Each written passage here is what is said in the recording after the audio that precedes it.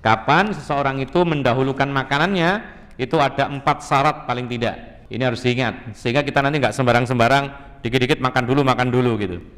Ya, bahkan akhirnya apa? Akhirnya jadwal makannya pas iqomat terus. Akhirnya apa? Akhirnya nggak pernah sholat ke masjid.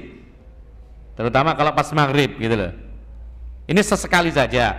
Sehingga dikatakan oleh para ulama, 1 syaratnya yaitu apa? Makanan sudah siap disantap. Kalau makanan belum matang, tidak boleh nunggu makanan, sholat dulu. Ya, jadi berbenturan antara iqomat sholat dengan makanan yang sudah siap disantap. Tinggal nyantap saja. Ini 1. Karena hadisnya apa? Hadisnya Rasulullah SAW mengatakan, idza wudi'a asya. Dalam riwayat yang lain, idza hadaral asya. Apabila sudah siap makanan tersebut. Ini 1. Jadi kalau belum siap tidak boleh ditunda sholatnya, sholat dulu meskipun lapar.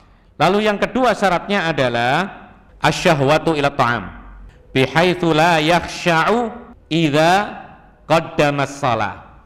Yang kedua adalah betul-betul dia ingin makan makanan tersebut, yang mana kalau dia sholat dulu maka dia tidak akan khusyuk. Jadi iqamat sholat kemudian makanan siap.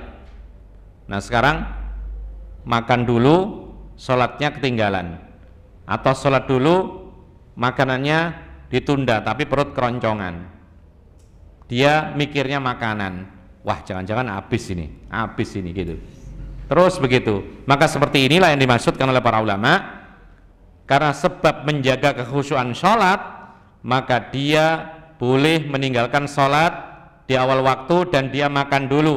Karena itulah fungsi kenapa didahulukan makanan, supaya apa? Supaya sholatnya khusyuk. Maka kalau misalkan dia tetap sholat dia tetap khusyuk dan tidak tertarik dengan makanan, ya tidak usah makan dulu.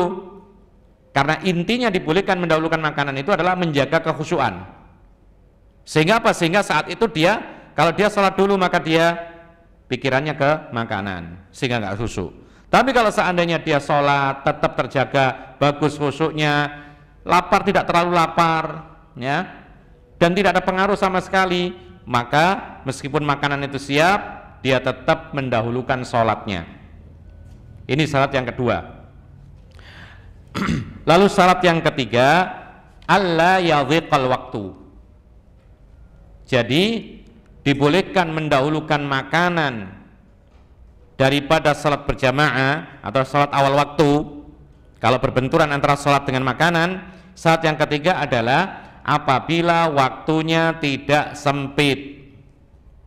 Kalau waktunya sempit, dikhawatirkan makan dulu hilang waktu sholatnya, tetap tidak boleh, harus sholat dulu. Karena sholat itu ada waktu yang ditentukan, waktu masuk, waktu keluarnya, ada awal waktu, ada akhir waktu.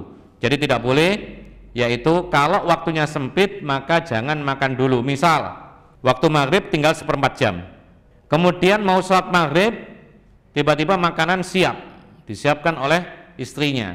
Ayo makan dulu, ini makan sudah siap, ini anget, enak ini. Kalau nggak dimakan sekarang nanti dingin, ya. Kalau dingin kenapa? Ya tetap makanan kan gitu, cuman berkurang rasanya, biasanya gitu. Nah, ketika tinggal 1/4 jam, suatu sholat maghrib dia mau sholat, lalu makanan siap. Kalau dia makan dulu, makan butuh berapa menit? Antum berapa menit makan sampai selesai? 1 menit. Masya Allah, itu menelan sesuatu itu. Jadi makan itu mungkin 10 menit, 1/4 jam, ya kan? Nah, kalau dia makan kemudian habis waktu maghribnya, maka dia sholat maghrib tidak pada waktunya. Maka seperti ini tidak boleh mendahulukan makanan. Yang harus dia lakukan adalah tetap sholat selama masih ada waktunya, karena waktunya sempit. Allah mengatakan inna sholata kanat 'alal mu'minina kitaban mauquta. Sesungguhnya sholat itu telah ditetapkan waktunya oleh Allah Subhanahu wa ta'ala. Lalu yang keempat, ini yang paling penting, syaratnya, syarat apa tadi? Syarat bolehnya mendahulukan makanan daripada sholat di awal waktu, yaitu tidak boleh dijadikan kebiasaan. Jadi boleh kadang-kadang kebetulan bertabrakan antara makan dengan sholat, makan dulu dengan syarat-syarat yang disebutkan tadi. Dengan syarat pula tidak boleh dijadikan kebiasaan, karena kalau dijadikan kebiasaan akhirnya dia mengabaikan sholat di awal waktu, padahal itu termasuk amalan yang paling istimewa di sisi Allah Subhanahu wa taala. As-salatu fi awali waqtiha. Salat di awal waktu itu adalah amalan yang paling bagus, atau di antara amalan yang paling bagus di sisi Allah Subhanahu wa taala. Akhirnya dia selalu salat tidak di awal waktu kalau dijadikan kebiasaan, makan dulu baru salat ketika berbenturan.